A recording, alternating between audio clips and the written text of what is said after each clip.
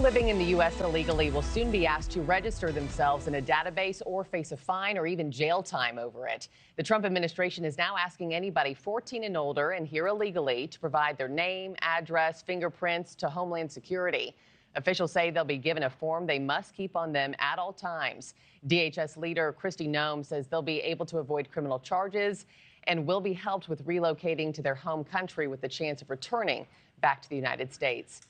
And authorities down in Texas have a warning this morning about possible attacks by cartels on Americans. Police say a 74-year-old rancher was killed after driving over an IED, likely dropped by a cartel, near Brownsville, Texas. That news coming just after the White House named these criminal groups as foreign terrorist organizations.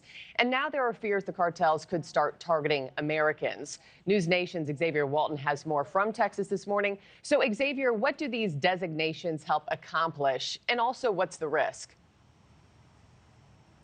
Markie, good morning. Well, you just laid out one of those risks, albeit rare, not unheard of, so to speak.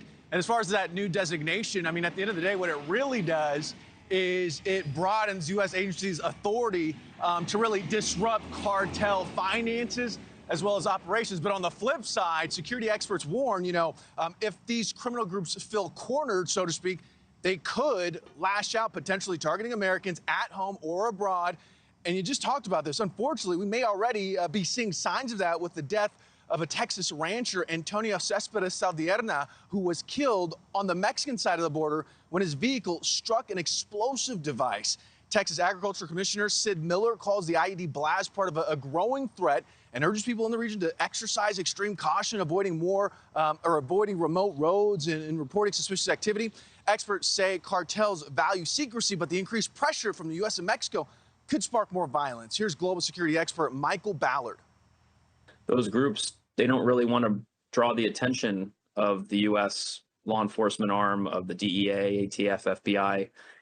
But if all of this attention is now focused on them due to the foreign terrorist organization designation, they may feel like we don't have much else to lose here.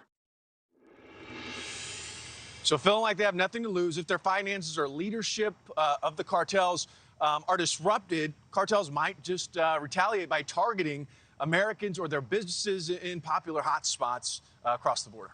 Yeah, and Xavier, you think about traveling there. I mean, we know spring break is just a few weeks away now. Mexico's a top destination. Do travelers have to worry or even change their plans because of this? Markie, not necessarily change plans, but certainly always some concern, should always have a level of awareness. And in this case, a heightened level of awareness. At least that's what travel experts are saying.